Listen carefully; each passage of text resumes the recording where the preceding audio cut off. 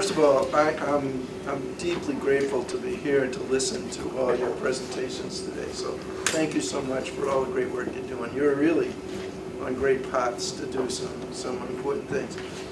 Dr. Solomon asked me to talk about medicine, a life in medicine, and actually getting into medical school. And what I'd like to do is talk a little bit about my journey, and then some lessons I've learned along the way, and then talk specifically about some stuff about getting into medical school, or medical schools. Is that okay? Yeah. But the most important thing to remember, especially this late in the day, if you don't remember a thing I say, just remember this. It's who he is who's shouting at you, not what I'm saying, okay? So who I am is going to be available to you throughout the time you're here to come up, and I think the best thing I can do for you is individual stuff, okay? So please seek me out if you want some individual stuff. Well, anyhow, I've loved my life in medicine. I'm at the sort of twilight of my career right now. I'm in the process of retiring now. We've got something called flexional retirement. I'm at Dartmouth, but I've loved my life in medicine. And one of the things that this life in medicine has done for me is it's brought some really special people into my life. And so I'll tell you about a few stories. The first one is a guy named Gene Stollerman. And Gene was a Dartmouth graduate. That's where I work right now at Dartmouth. Gene was a Dartmouth graduate. He's in his 90s.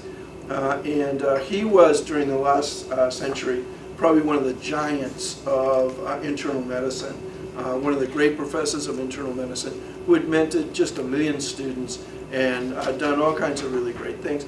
And he retired in Hanover, and I got friendly with him and used to visit him. And one of the things he said, I wrote this book. And I said, wow, I'd love to read it. What is it? He said, this is about my life in medicine. He called it Medicine, a Love Story. Medicine, a Love Story. So I sort of thought, wow, what a title. The book is great. But I thought about that's my life too. Medicine's been a love story for me.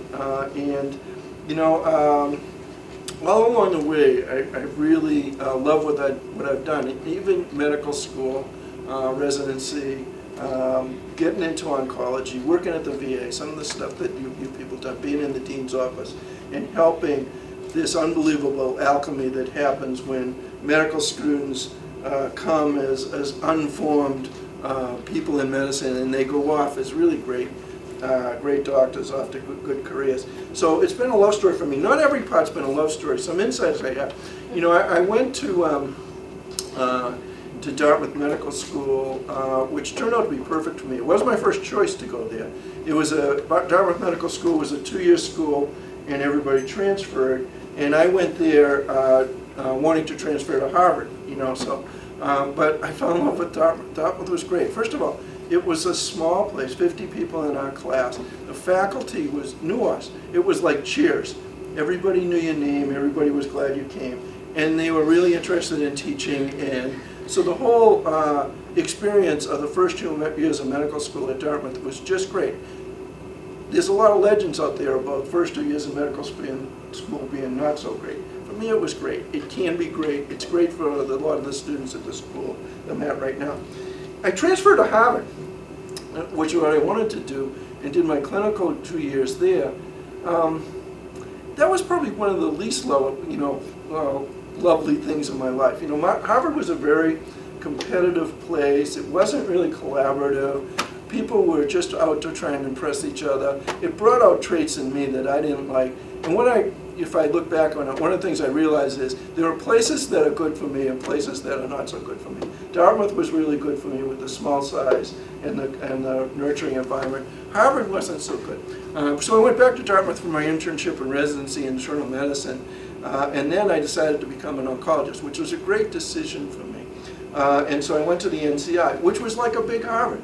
It was like another place that was very competitive, and there was some collaboration, but it was just, I didn't like some of the traits that I was seeing myself there. They recruited me back to Dartmouth, and I spent the rest of my life there doing oncology, and then going into the dean's office and being in medical education.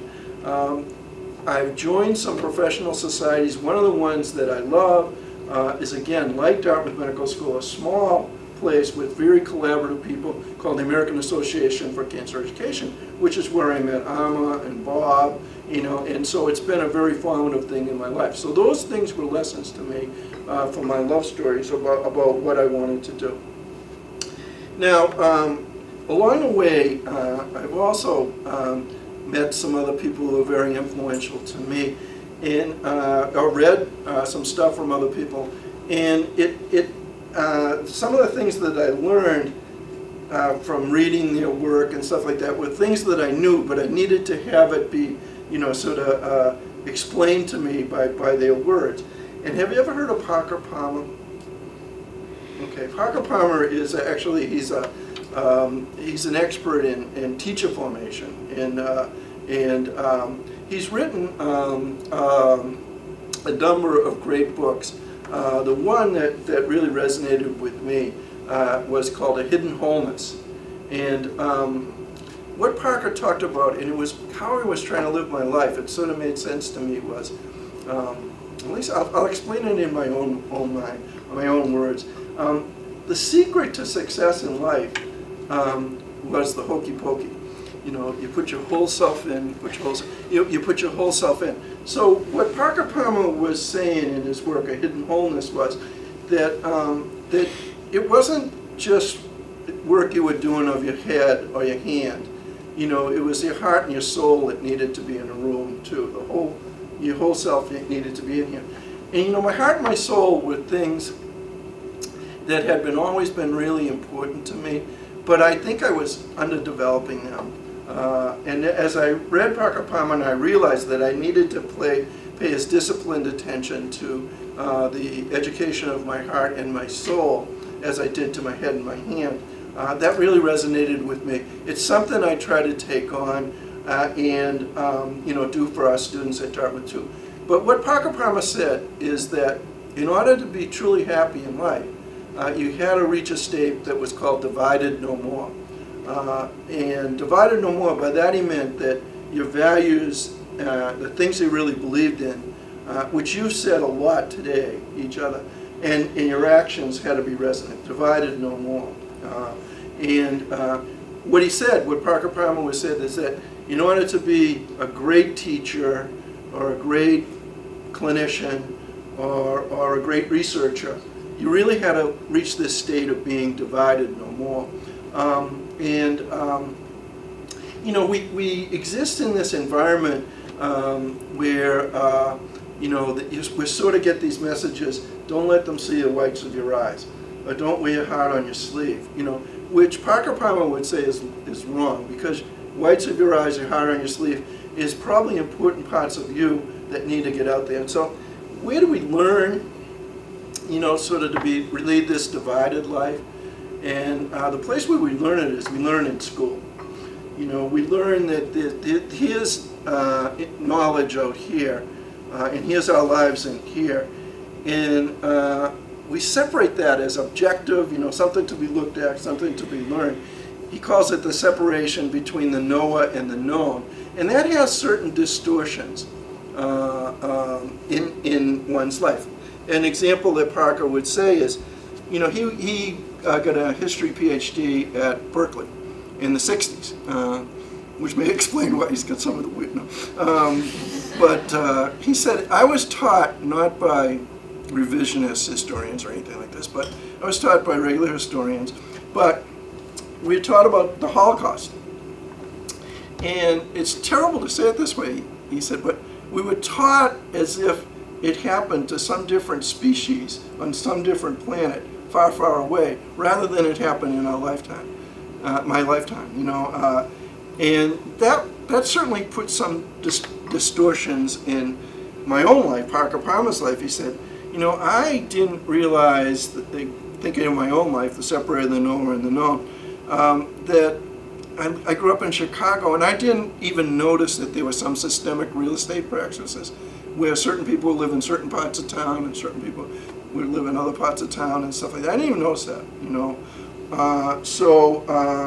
that was one thing. He said, and I didn't even notice that in myself I had this sort of fascism of the heart. In academics it's pretty common, you'll say, you'll demean somebody, they're just surgeons.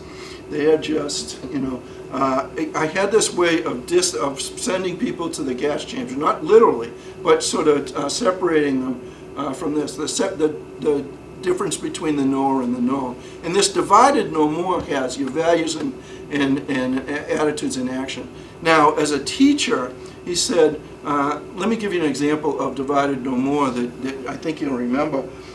He said he talked to 1 million students about teaching, and they said, they would say, my great teachers, they come in all different varieties, and some of them lecture for hours, some of them go overtime, some of them take you on field trips, some of them, never say a word, they use the Socratic method, some of them do this, and they're all different, but they're great.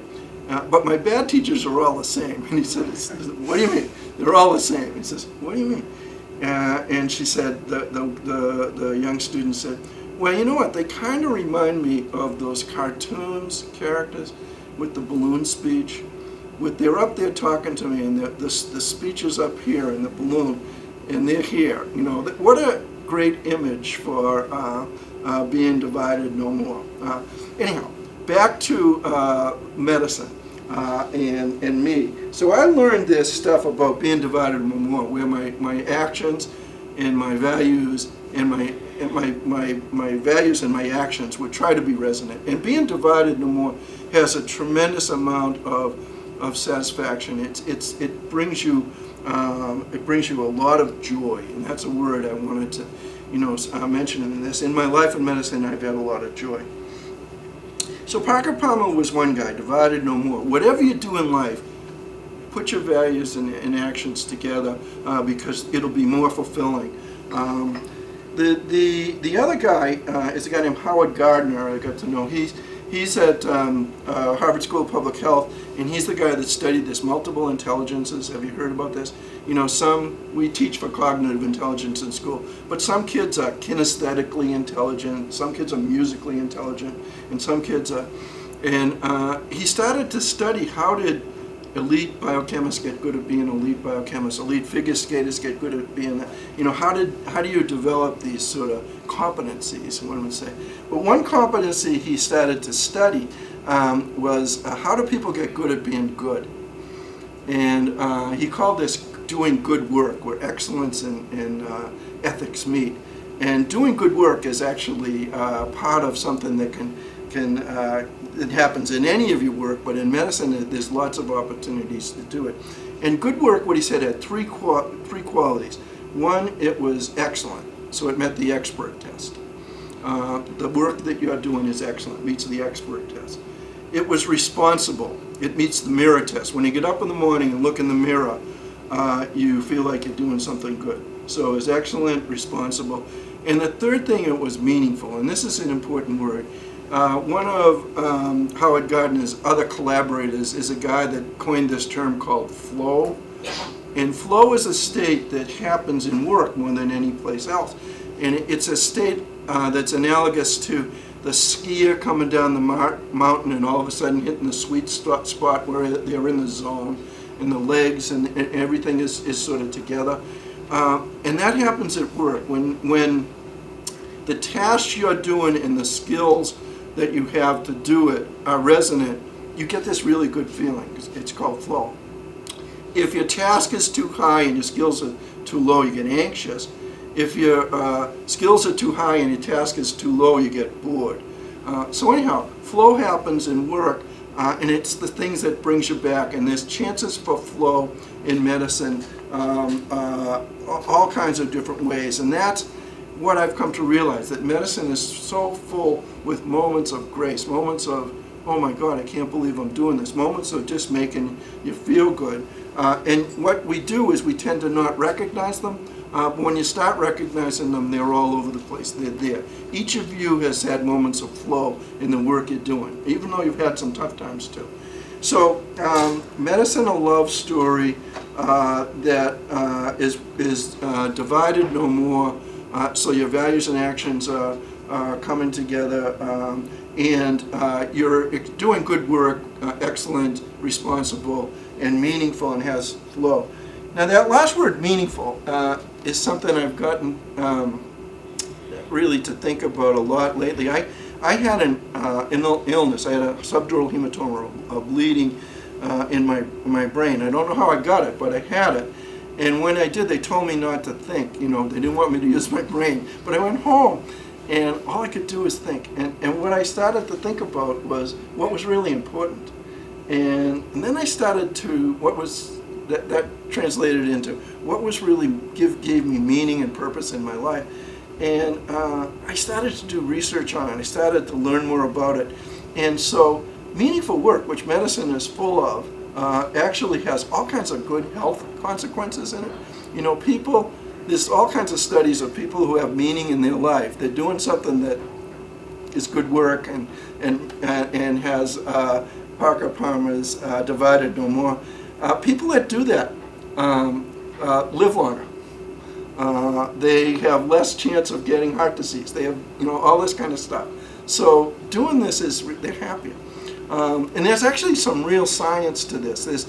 There's on our chromosomes, at the bottom of our chromosomes, there are things called telomeres, and what when they start to unravel, you know, as we get older, and they also, when they unravel, people get cancer and other chronic diseases and stuff like that. So if we can keep our telomeres nice and long, we actually are likely to live longer and better and have less chronic disease.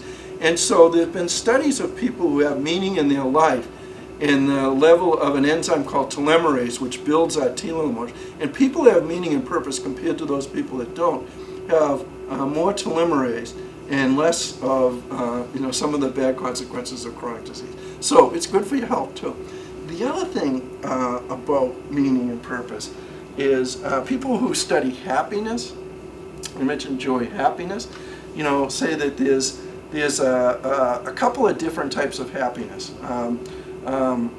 One is called hedonic happiness, and that I'm happy because I got the most stuff. I got a lot of stuff and I'm happy. And another is called eudaimonic happiness, and it's I'm happy because I get outside of myself and do stuff for other people, and you know. And those people can be equally happy, hedonically and eudaimonically. And those people who are eudaimonically happy, getting outside themselves to do things, have lower levels of all kinds of inflammatory proteins that correlate with getting heart disease and all this kind of stuff. So medicine is filled with opportunities to have meaning and purpose in your life. The stuff you're doing is filled with opportunities to have meaning and purpose in your life. Meaning and purpose is a good thing, and so my career in medicine has been filled with joy, love, and meaning and purpose, and I think you can get that within medicine. Now, how do you get there? Well, you know this message, it's hard.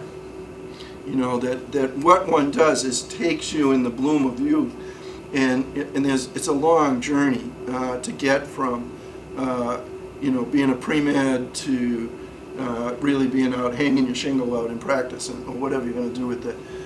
So it's a long journey that takes a long time. It takes a lot of years, and it's hard. It's the hardest part of medicine is to me, is not that it's intellectually hard, that the stuff is really hard. The hardest part is there's so much of it, and so how do you try to manage this overwhelming stuff that you're supposed to know? The other hard part is that you learn is the emotional part of it, that in fact dealing with people with really severe illnesses and stuff can take a lot out of you. Even though it can put a lot into you too, sometimes some days aren't so good. So those are I think the hard parts. And so as you start on this journey, one of the things to think about is, do I really want to do it? Am I going to be is it going to be a love story for me? Am I going to be able to fulfill my values and have my actions do that? Am I going to have meaning and purpose in my life? Or am I going to get a little bit burnt out and say, what the hell did I do? When I'm sitting there at age 35 saying, oh my God, I still got 5 more years ahead of me to do, to finally get out there and do things. It's all worth it though. I think it's all worth it, but you have to, sort of make that decision. So how do you get there? Now the first thing that I'd say, the first rule of getting into medical school is that the most important thing about getting into medical school is you being you. And no matter what any other stuff there is, you being you with all your assets is the most important thing I get about getting into medical school. And let me just say something about that. What society does is it puts us in a light and says these are the things that we approve of in Joe. Okay, and these are the things that medical schools sort of approve of. They value. We try to aim towards those things.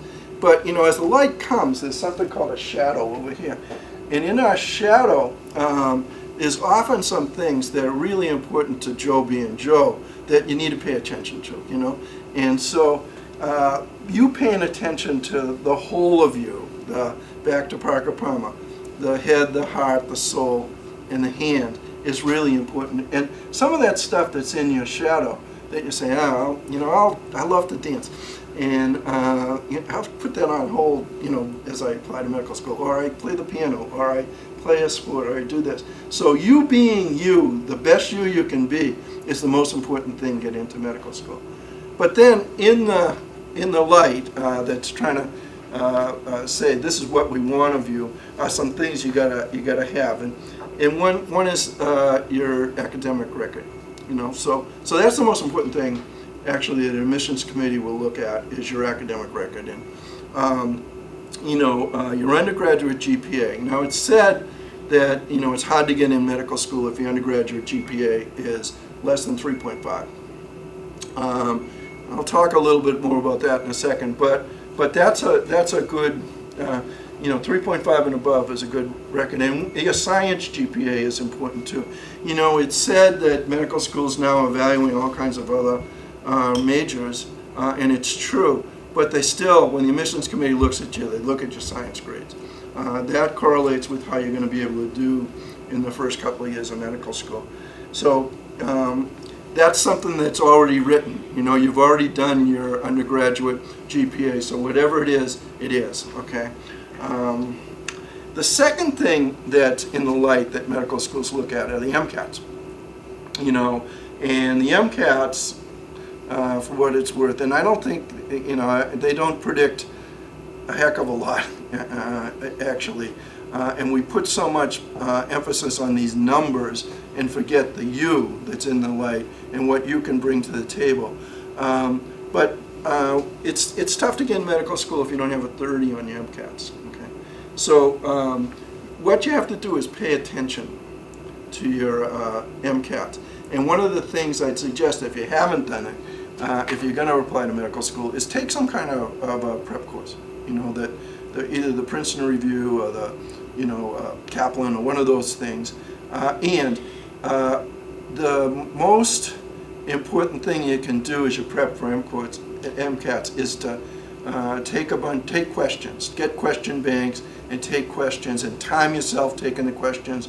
Put yourself in the circumstance that you do during MCATs. But MCATs are really important. Doing well in MCATs with a GPA that's low can really help you. If your GPA is low and you've all of a sudden found your stroke as you've gone out to your MPH and all the other degrees, if you take some science courses, during that time, I get A's in those too. That can really help you, and you can make this story about, gee, I didn't do so well in my undergraduate class. I was unfocused. I really found out what I wanted to do when I went to Tanzania, or, when I was in Mexico doing these things, or, whatever. You can make and you should address in some place in your application if you don't have a GPA that's up to speed, and you don't have MCATs that are up to speed. So MCATs and GPA. The third thing is the application. Okay, and the AMCAS application, the sort of common application, one of the things that's really important to do is take a lot of care in doing it. Don't put any mistakes. Make sure you read it over and read it over and read it over. No misspellings. You know, have other people read it for you. If you're putting down some stuff you did, make sure it's understandable. You know, I did this project, you know, on the Native American population. You explain it, you know, so that the person reading it can understand it. So pay a lot of attention to that. And even though medical schools have rolling applications, it's best to put in the application as early as you can. So I think they start June 1st, don't they? And you know what I would suggest you do is early as you can. After that, you have your application in. Okay. Part of the thing is the essay, your personal statement, and your personal statement. Again, you should read over very carefully. Have other people read it over, show it to people, make sure it's saying what you want to say, and it's got to be about. Again, it would be nice if it shows your passion for why you want to do it, and it's about you. Your personal statement is personal, and it's also you know, telling them why they want you as an applicant. And you know, one of the things I'd be willing to do is anybody that wants to send me one, I'll read it over. I have our admissions folks read it over. So paying a lot of attention to those things. It's risky, I think, to put a personal statement that's really out there, you know, but sometimes that really works, you know. I mean, we've had students who we've accepted put these poems, you know, that they've made poems, you know, that are, you know, that they talk about outer space, you know, and they say, this is an interesting person, I'd like to meet that person. But in general, I think that's risky. That's risky, and so what I think I would go is something more conventional, something about you that shows the passion and stuff like that. Now, so you made this, and what schools you're going to apply to. So one of the things I'd suggest is you look at the AAMC's Guide to Medical Schools, and what you do is you look at the MCAT and GPA range for a bunch of schools, and you go through the whole thing and you circle ones that you think you're competitive with, okay? You know, that it's not bad to, when you apply, put some reaches there, and hopefully some safety schools. I think it's always good to apply to your home state institution, which is you know, usually you have a leg up if you come from the home state.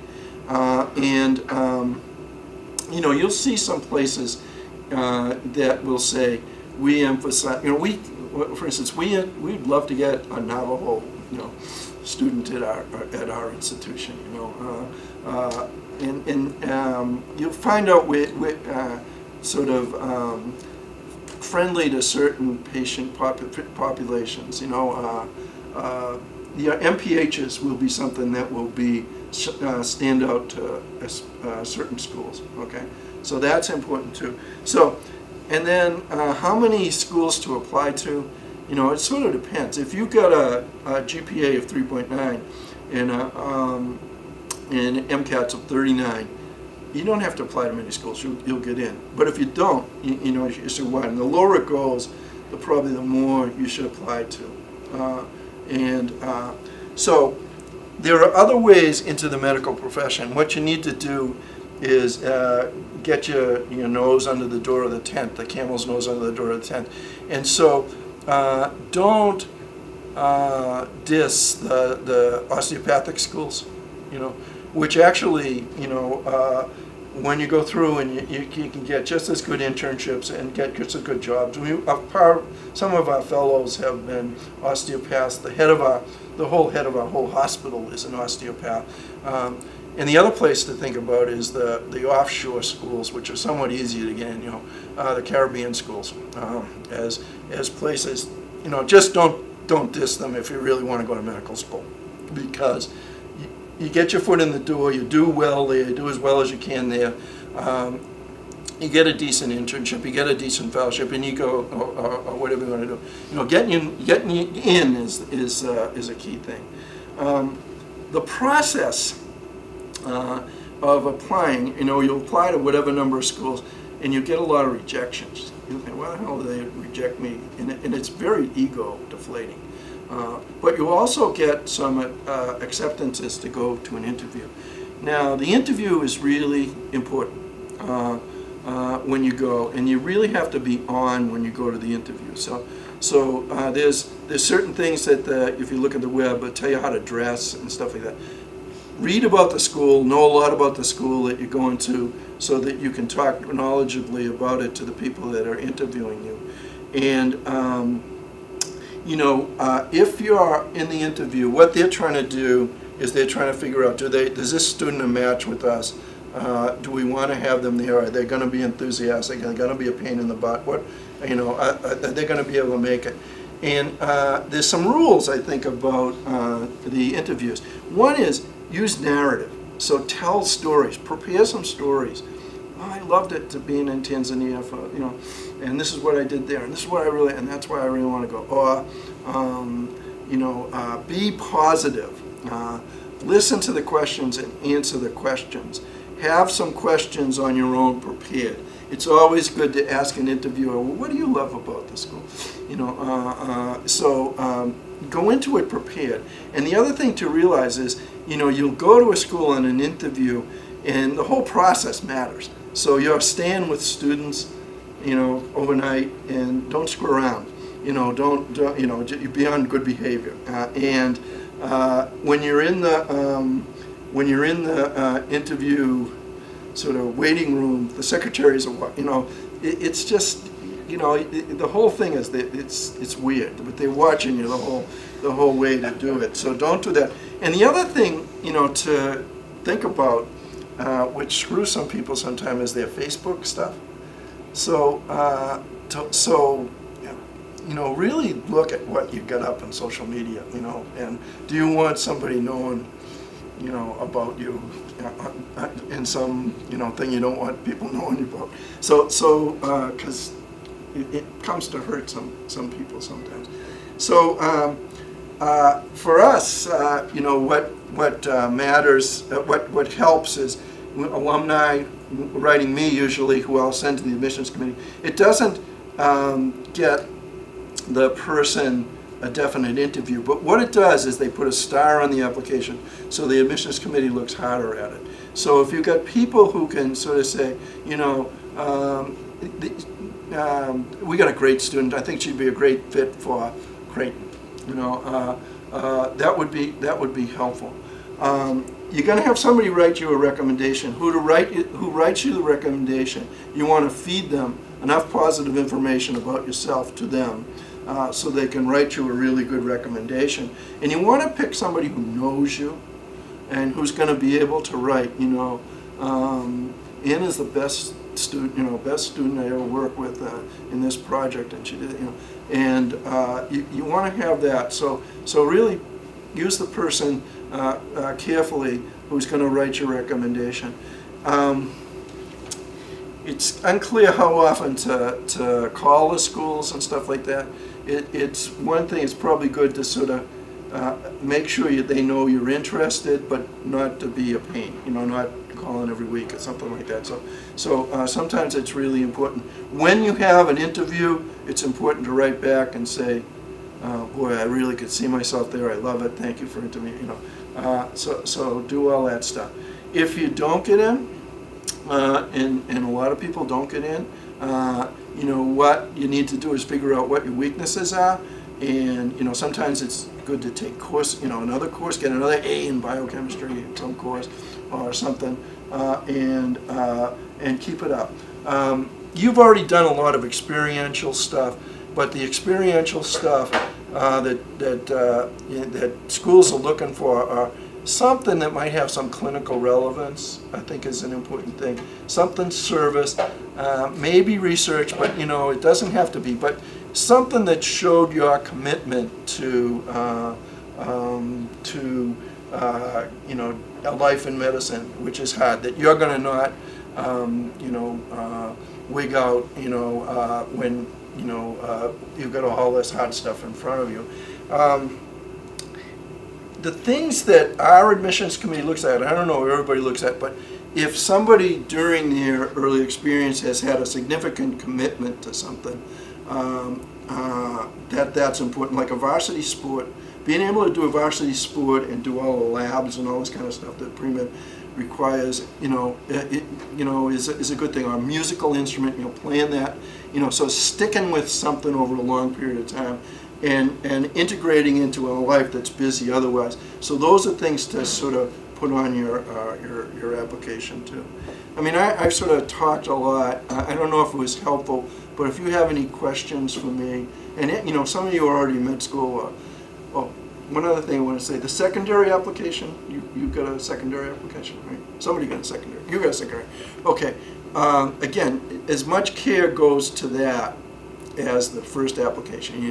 When you get the secondary application, make sure all the spelling's right on it and before you send it in. Don't, those documents are really important to make sure they're done well, So pay attention to them, have other people read them, make sure it's saying what you want to say, it's clear, and stuff like that. So,